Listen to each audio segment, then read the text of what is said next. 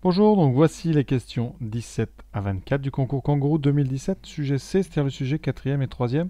Donc là, on est dans les questions un petit peu plus difficiles. Voilà les questions donc 17 à 20. Et voici les questions 21 à 24. Donc on est parti tout de suite, donc la question 17. Alors, plus de 800 kangourous ont couru la kangourou hop, ça va être une course. 35% sont des femelles, et il y a 252 kangourous mâles de plus que de kangourous femelles. Combien y a-t-il de kangourous dans la course? Alors là, donc on a la question, c'est qu'on n'a pas le nombre de kangourous. Vous savez qu'il y en a plus de 800, et on vous propose 5 résultats. En simplifiant par 5, 35 sur 100, ça donne quoi? 35, c'est 5 fois 7. Et donc par 5, 100, c'est 5 fois 20. Ça devrait être un nombre entier. On simplifie par 5. Donc conséquence, ça veut dire que 7 fois n en haut, divisé par 20, doit être un nombre entier. Comme 7 et 20 sont premiers, une conséquence, c'est que n, eh bien, il est divisible par 20. Donc vous regardez dans tous les nombres, lequel est divisible par 20, il n'y en a qu'un, c'est E, donc c'est la réponse E. Ça, c'est la réponse la plus rapide. Après, il faut arriver à comprendre que si 7n sur 20 est entier, ça veut dire que 7 fois n est un multiple de 20. Donc c'est 20 fois quelque chose. Et donc, eh bien, ça veut dire que n est un multiple de 20. Alors, comment on peut faire autrement? Alors, on peut procéder un petit peu astucieusement aussi en disant 35%, c'est les femelles. Donc 60%, ce sont les mâles. La différence, c'est donc 65 moins 35. Ça fait donc, il y a 30% d'écart. Donc 30% de mâles en plus. Or, on sait qu'il y a 252 mâles en plus, donc 252 représente 30%. Donc on fait un petit tableau de proportionnalité. 252 représente 30, et on cherche combien représente 100. Donc c'est un petit produit en croix. Règle de 3. Le nombre total, c'est donc 252 fois 100 sur 30. On simplifie déjà par 0. Ensuite, là, on va donc diviser par 3. 252, c'est divisible par 3. Donc 252 divisé par 3, vous faites 25 par 3. Donc 8, 3 fois 8, 24. Il reste 12, ça fait donc 84. Donc ici, 252 par 3, ça fera 84 fois 10. Vous tombez sur 840. Donc voilà un raisonnement qui est plus exact que l'autre, qui marche bien, assez astucieux, puisqu'on se sert vraiment du 252 et du 35. Donc voilà ma proposition pour cette question 17. Passons à la suivante. Alors Laura remplit un tableau 3-3, donc ce tableau-là que vous avez à côté, de telle sorte que la somme de nombres inscrits dans deux cases ayant un côté commun soit partout la même. Alors qu'est-ce que ça veut dire ça? La somme de deux nombres inscrits dans deux cases ayant un côté commun soit partout la même. Alors prenons 9 cases. Supposons évidemment, je mets ici le nombre x. On vous dit quoi? La somme de deux nombres inscrits dans deux cases ayant un côté commun soit partout la même. Donc si je mets ici un nombre y, ça veut dire que la somme c'est donc x plus y. Et ça doit être partout pareil. Ça veut dire que c'est vrai pour mes deux cases x, y ici, mais ça va être vrai aussi par exemple pour ces deux-là. Donc si là j'ai x plus y, ici je dois avoir aussi x plus y. Comme j'ai déjà y, ici j'aurai donc un x.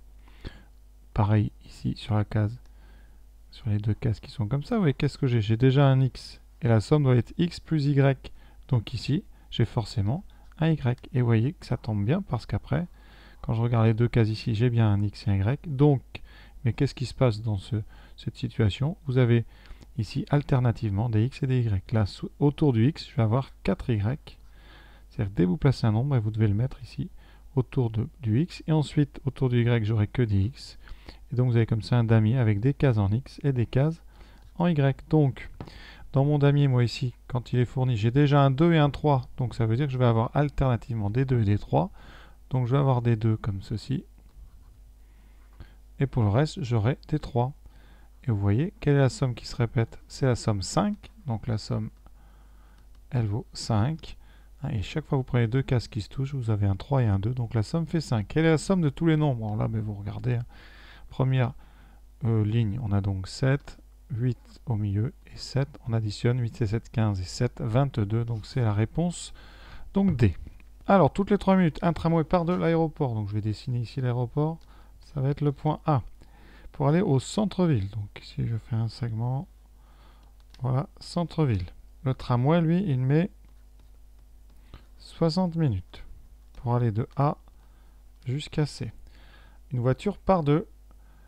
pardon, c'est de A jusqu'à C. Oui, c'est ça. 60 minutes pour aller donc de aéroport à centre. Une voiture part de l'aéroport en même temps, suit le même chemin, donc c'est la même route, et elle met 35 minutes. Donc ici, la voiture, elle met 35 minutes pour faire le même chemin. Combien de tramways la voiture va-t-elle dépasser? Alors, faisons le schéma suivant. Donc, A, c'est l'aéroport, comme j'ai dit, c'est centre-ville. La voiture part à midi, arrive à midi 35. Maintenant, les tramways.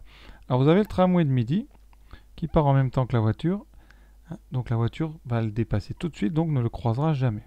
On ne le compte pas. Ici, c'est marqué dans le texte. Donc, quel est le tramway que la voiture peut croiser? Bien, un tramway, forcément, qui est parti avant elle. Parce que les tramways qui vont partir après elle, elle ne les rencontre pas. Donc, le premier qu'elle va croiser, ce sera le tramway qui est parti à 11h57. Puisque ce tramway, il arrivera 1 heure plus tard.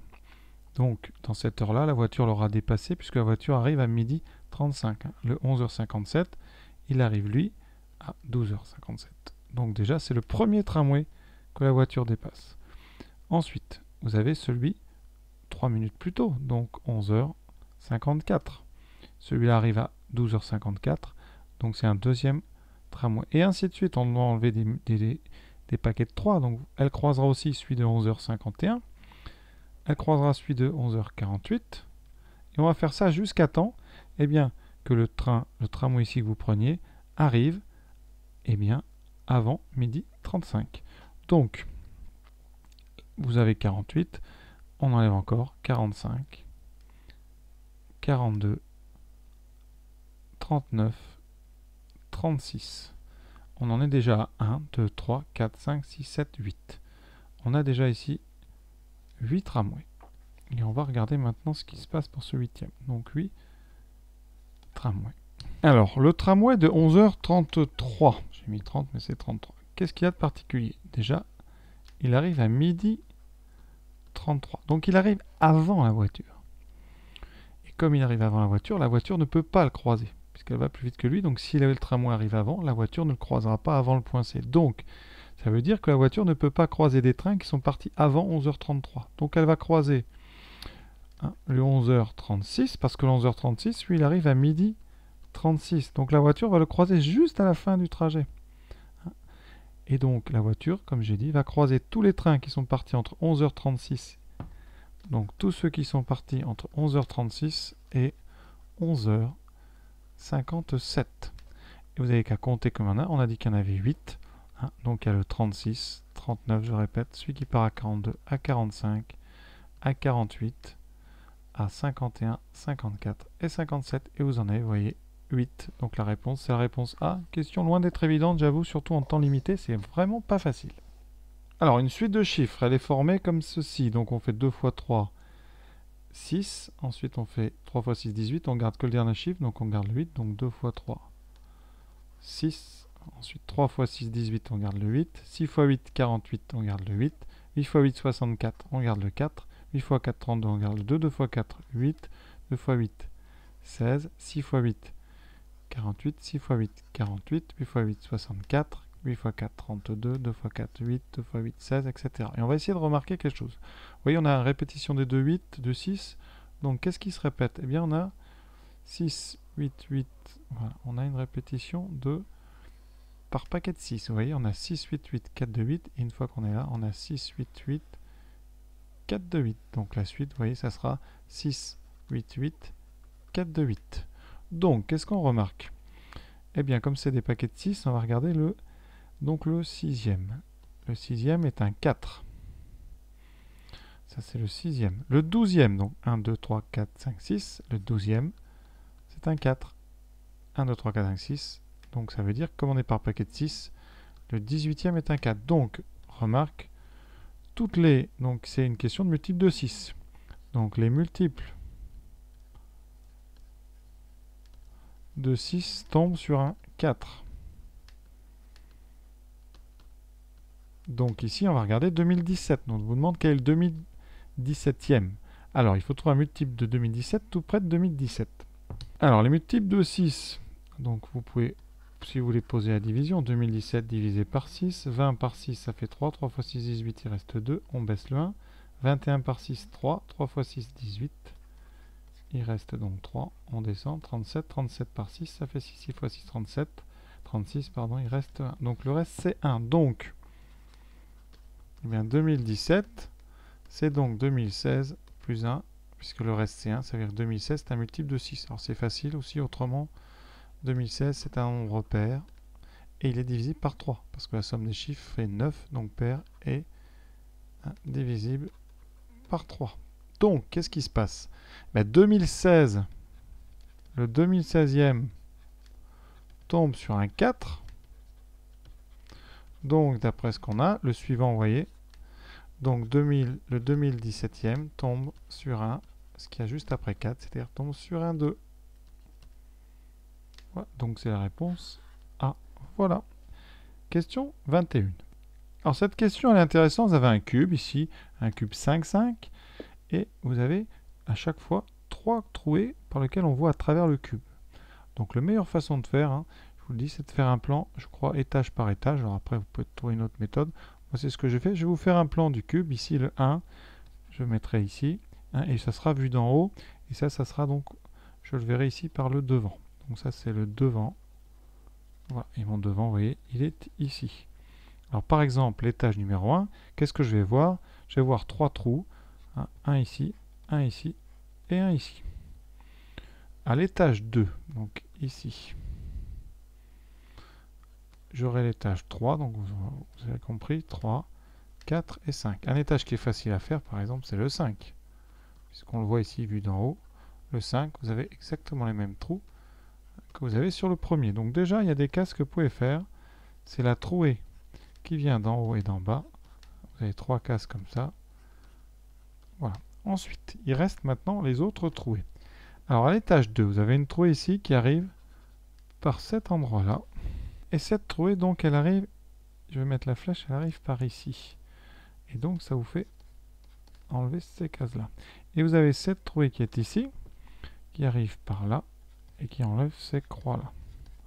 Donc, vous voyez, on peut compter déjà combien on a perdu ici. On a perdu 3 cubes sur la face, sur le premier, le rez-de-chaussée, là. Ensuite, 1, 2, 3, 4, 5, 10, 11 sur l'étage 1, sur l'étage 2, sur l'étage suivant.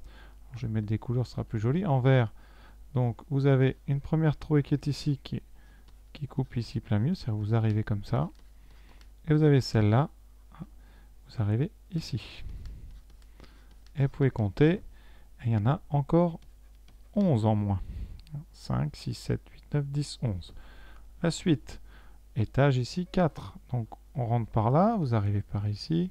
Non, pardon, vous arrivez par ici. Donc vous avez cette trouée là, et vous arrivez par là, et là, c'est cet endroit-là. Donc voilà ce que vous verrez vu de haut. Vous avez encore 11 cubes en moins. L'étage du haut, il est déjà fait, il y a 3. On fait la somme. Combien on a perdu de cubes?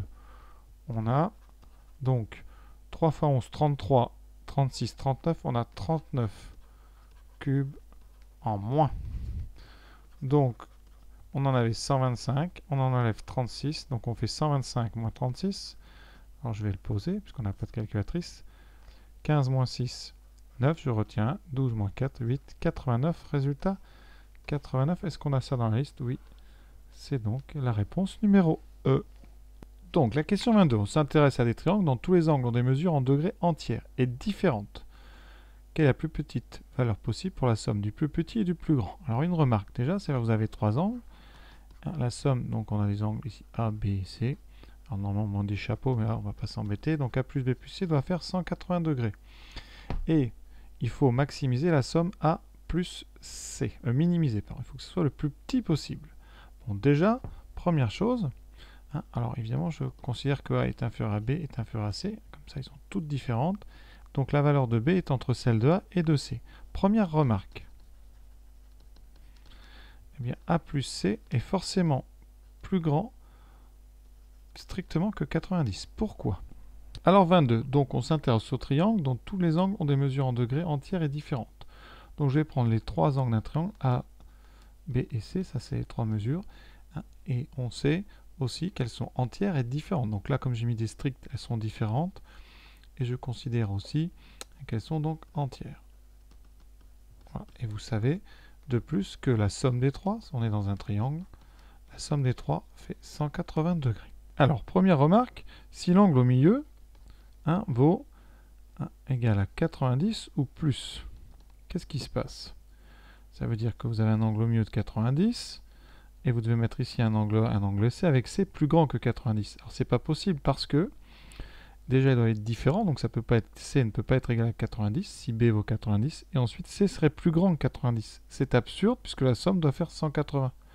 Donc vous auriez ici plus que 90 et une somme égale à 180, donc c'est impossible. Donc premièrement, première remarque, B est donc plus petit strictement que 90.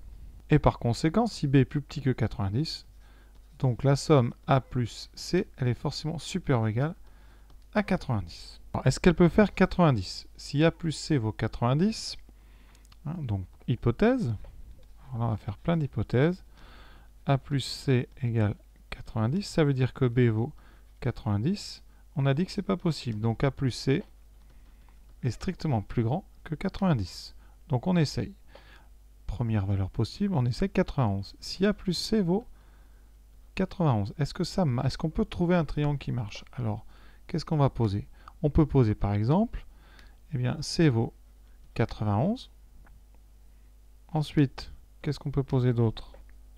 On peut évidemment poser par exemple C vaut 90. Alors, est-ce qu'on peut avec C égale 90?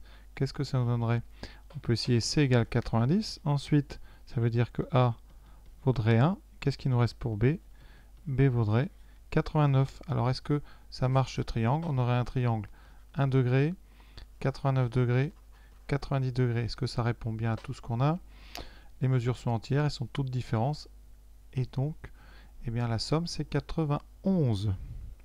Et on a vu, la somme ne peut pas être plus petite parce qu'à 90, on ne peut pas. Et en dessous, c'est impossible. Donc, la réponse, c'est 91. Question pas évidente, pas facile à rédiger d'ailleurs.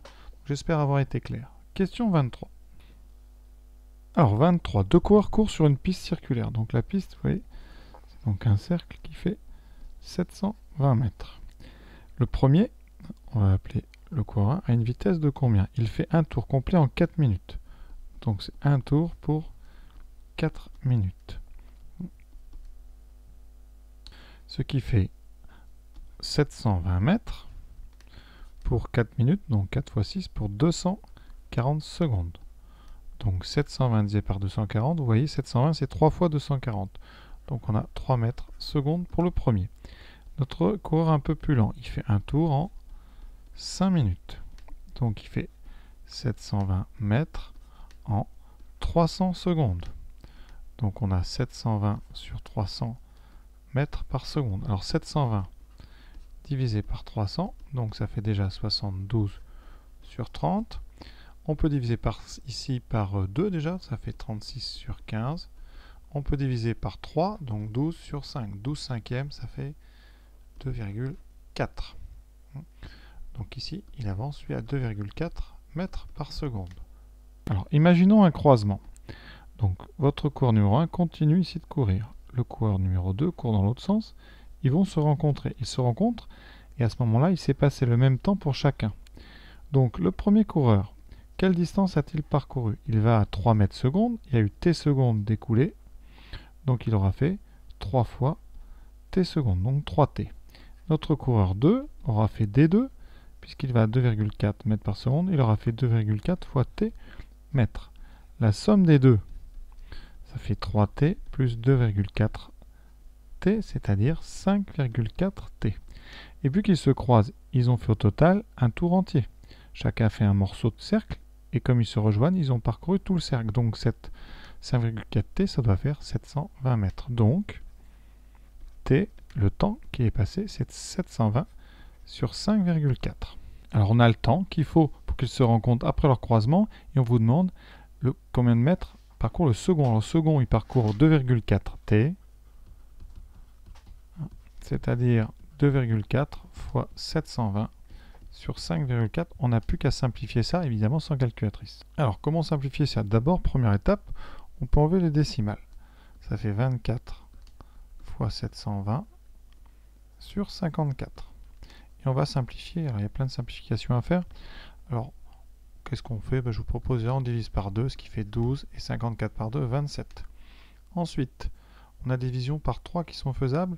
720 et 27, c'est divisé par 3, 12 aussi et 27. Donc on divise par 3, 12, qui fait 4, et 27 par 3, ça fait 9. Vous avez ensuite 720, on peut le diviser par 9. Alors on peut commencer, si vous voulez, 720, c'est 80 fois 9. Donc si on divise par 9, il reste 80. Donc il vous reste 4 fois 80. Voilà, il reste donc 320 mètres. Donc voilà, votre deuxième coureur aura fait 320 mètres. L'autre aura fait 400 mètres. Et ils se rencontreront au bout de 720 sur 5,4 secondes. Donc voilà, l'exercice est terminé. Vous voyez, c'est donc la réponse A, 320 mètres. Loin d'être évident, j'avoue. Alors, question 24. Donc vous avez comme ça un schéma ici qu'on va vraiment étudier en détail. On vous demande le pourcentage de noir sur cette nappe. Alors on peut aussi calculer le pourcentage de gris. De toute façon, une fois que vous aurez le gris, vous aurez le noir puisque la somme des deux fait 100%. Donc on va regarder un petit peu les longueurs. Alors voilà, la nappe agrandie. Qu'est-ce qu'on remarque? Si vous la coupez comme ça en petits carrés, ici, vous remarquez quoi? Déjà des petits carrés, vous en avez un peu partout. Vous voyez, ici il y en a 5. Là vous en avez comme ça. Vous voyez, il y a toute une forme qui apparaît. Donc pour calculer la zone noire, eh bien, il suffit de calculer une seule de ces zones. C'est ici, et vous en avez après. Donc si vous faites une seule de ces zones, vous voyez une répétition. Donc il y en a 5 et 5, 10, il y a 16 carrés identiques à celui-là. Donc il va falloir calculer la zone noire dans ce carré-là. Premièrement, quelle est la taille de ce carré? Alors ici, vous avez donc 5 carrés par largeur, donc je vais considérer que ma nappe, par exemple, fait 5 sur 5. Donc mon carré ici fait un carré de 1 sur 1. Alors c'est un carré de 1 sur 1 qui est comme ça. Voilà. Et vous avez ici, à partir des milieux, une forme. Voilà. Donc ça, ici, vous avez les milieux. Et nous, on va chercher évidemment la zone grisée. Vous voyez, la zone grisée, elle est ici. Ce sont des petits triangles ici. Là, j'ai 1 et je cherche l'aire. Donc, ça veut dire que mes triangles ici, mes tout petits triangles, il y en a 4. Quelles sont leurs longueurs? Alors, on a dit, on a coupé ici au milieu. Comme j'ai un carré de côté 1, j'ai donc un demi ici et un demi ici. Alors, l'hypoténuse, on s'en fiche parce que nous, on veut là l'aire. Et l'aire, vous savez que c'est base fois hauteur par 2. Donc, l'aire de ce petit triangle ici violet, base fois hauteur, divisé par 2. Donc, on a un quart divisé par 2. Quand on divise des quarts en 2, on obtient des huitièmes. Donc, dans chacun de mes 16 carrés, j'ai 4 petits triangles comme ça, rose, enfin violet. Donc, dans chaque carré, j'ai 4 fois 1 huitième. 4 fois 1 huitième, ça fait 4 huitièmes. C'est donc 1 demi. J'ai donc 1 demi de la surface, sachant qu'au total, j'ai 25. Donc, j'ai dans chaque carré 1 demi. Vous avez bien compris? À chaque carré ici, j'ai 1 demi. J'ai 16 carrés. Donc, j'ai 16 fois 1 demi. J'ai donc une aire de 8 pour le noir. Sur un total de combien? Alors ici, j'ai pris une nappe de 5 par 5. Donc sur 25 au total. Donc si c'était en mètres, par exemple, j'aurais 8 mètres pour ma zone noire sur 25 mètres. Enfin, pas 8 mètres, 8 mètres carrés sur 25 mètres carrés. Donc combien ça représente? Eh bien 8 sur 25, si je multiplie par 4, ça fait 32 sur 100. Donc, conséquence, eh bien j'ai donc 32% de la zone totale qui est en noir. Vous voyez, finalement, c'est plus simple qu'il n'y paraissait. On a juste vraiment à essayer de mesurer les longueurs de ces petits carrés-là, ici noirs, et à remarquer qu'on a 16 fois ce dessin ici qui se reproduit tout autour de notre nappe. Donc, réponse, c'est 32%. C'est la réponse D. Et voilà, on a déjà fait les 24 premières questions.